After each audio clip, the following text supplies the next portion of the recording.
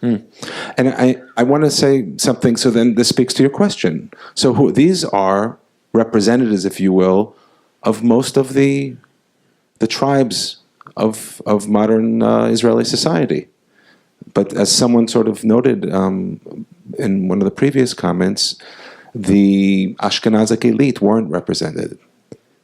Okay, and the Ashkenazic elite, in principle and in reality, are still most of the filmmakers in Israel, are most of the stage directors in Israel. And most of the plays and most of the films we see, whether they're feature films or documentary films, are ways for these Ashkenazic artists to figure out issues that are preoccupying them, that are on their mind. So clearly, for Ron Tal, the issue of all these groups and how they interact and what the significance of that is and who isn't in the film. Now, he obviously filmed over a pretty big span of time. I actually, just in terms of full disclosure, my first visit, sort of burning like yours, was in 1973 because my sister was volunteering on Kibbutz Mesilot nearby. And I asked her, I visited her, I'm from Israel, and I visited her downtown, and I said, do you remember we used to go to Sachna? She had no memory of it. I remember just loving going there because there was something very pure and very healing, like the woman who had left had said. But I wanted to say one more thing about the shared space, because I think it's very, very important. In intentional shared spaces in Israel, there are many clashing truths that respectfully occupy the same space where divergent and often alternative voices can be voiced. Now, as it were, Ron Tal enabled that to happen in the film, but he almost created an artificial sense of a shared space in the essential sense, because, as I mentioned before, there wasn't really a dialogue, there wasn't interaction, and there wasn't a sense that people were necessarily coming together. Yet he didn't, or I didn't sense, at least, I don't know if others sense, I didn't sense there was necessarily a tension. He brought a lot of humor in terms of the ultra-Orthodox man who was trying to get people to lay tefillin or to pray, including the Arabs. And it was a very sort of, typical sort of approach of that kind. I want to know if there are any other thoughts or questions before I allow, maybe you want to share some of your closing thoughts.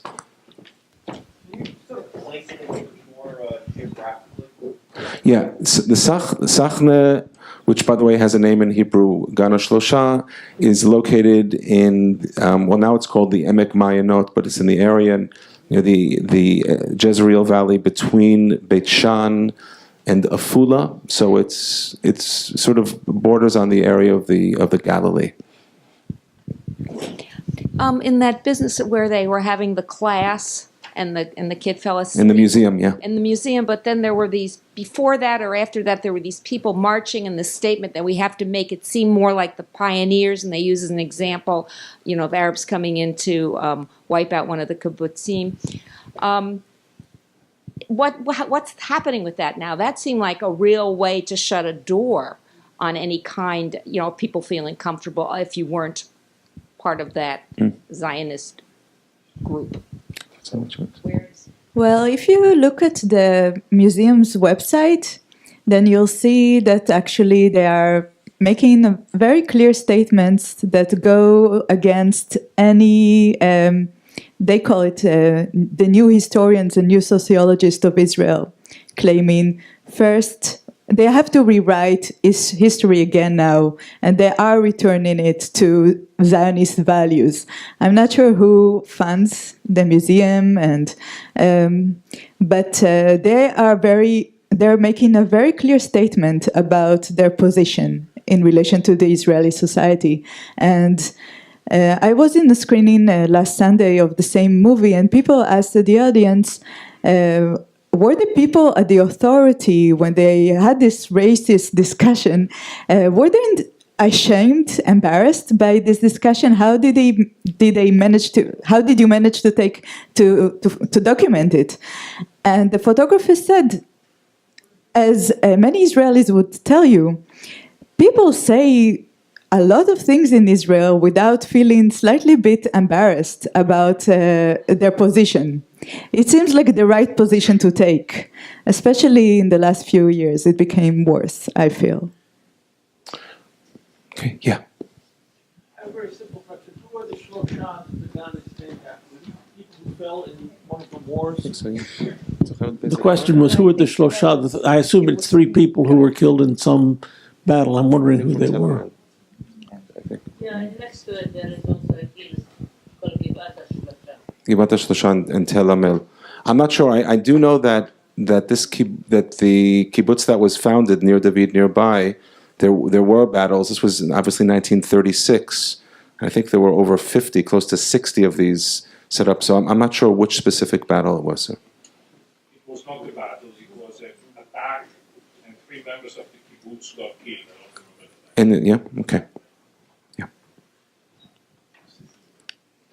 And I think just to speak one more second, just to speak to that conversation, I think it is very telling, this 85-15% conversation, and the power of perception, and the sense that the Palestinian Arab citizens who frequented it were creating the impression of being the whopping majority, when in fact, based on their numbers, they were obviously not.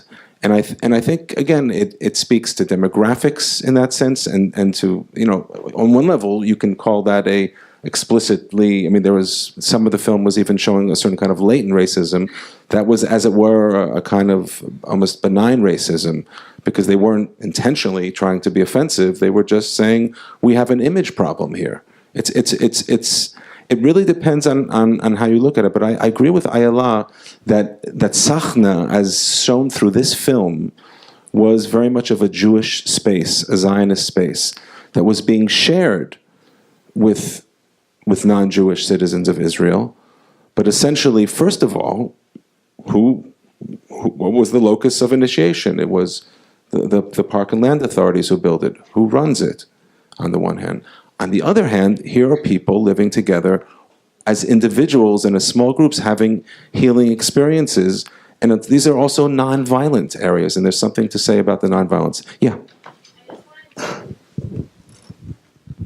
Suggest another reading and say that maybe the Sachne is kind of, that space is an allegory to Israel, and the way that the same, even if you look at the percentages, 15%, the Palestinian, Arab Israelis are 20% of our society.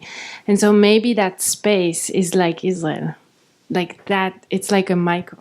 I kind of suggested that this is a haven within a haven. So all the people trying to go through the gates are actually like immigrants. And I kind of wanted to say that the fact that you have a haven within a haven undermines the first haven. So it's a place to escape because the reality outside is problematic. And another paradoxical dimension to that is that nature, though largely artificial, as Ayla has pointed out, does create that sense of an oasis here, and not only the healing dimension, but in a way that all of these dramas that he shares, forget all this sort of sociological analysis that we're attempting here, but in terms of just the personal dramas, in many ways the power of the water and the power of their experience with nature is giving them a way to cope with their personal distress, their personal tragedies in some cases. And so again, when I see this film as an important film, I think as a piece of art, of documentary art in this case, it's not a shallow sort of in-your-face, here's how it is, this is the Israel that we like, we don't like.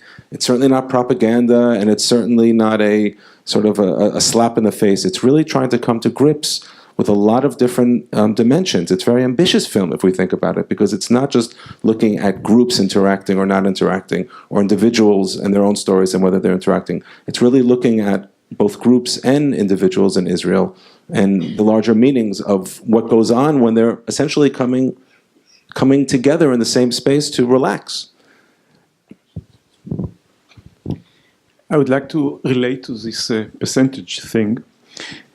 As we also heard in one of the other movies, I think the teacher, Hadil, mentioned it in The Dove's Cry, that many Israeli youngsters not at all aware that 20% of Israel is consisted of Palestinians. And some that may have heard about it certainly did not internalize it. And here we see an impression of the guards that in this garden there are 15%, which means it's less than the proportion of Palestinians, of Arabs in Israel. And these 15%, which are less than the real existence, is enough to bring upon this experience for many Israelis, for many Israeli Jews, that the Sachne is full of Arabs. So this is a kind of reminder of this, I would say, experience, a threatening experience. How would many Israelis feel when they will discover that not only 15% like in the Sachne, but 20% of the Israeli population is consisted of Palestinians, and what a potential tension regarding the character and of the state and of the experience of being an Israeli is something that is like a ticking bomb that maybe not yet exploded. Yeah, there's a gentleman up there. Yeah, I would like to follow up on what the gentleman says about the feeling in Israel and the perception of living with 20% of the population being Israeli Arabs. And the reason that it is skewed, and the perception is skewed, and it came into expression in this movie, is that one of the reasons is that the distribution, the demographic distribution.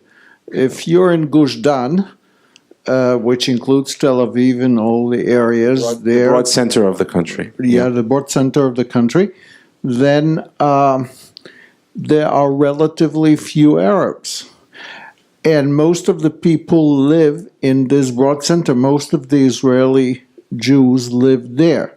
Obviously, if you're an Israeli Jew that lives in the Galilee, which is very much populated by Arabs, or if you live over 60%. over 60%, or you live in the Negev where there are many Bedouins, and so on, your perception will be different. But the perception of the majority is, because of the distribution of the population, that much fewer than 20% live there, and this perception persists.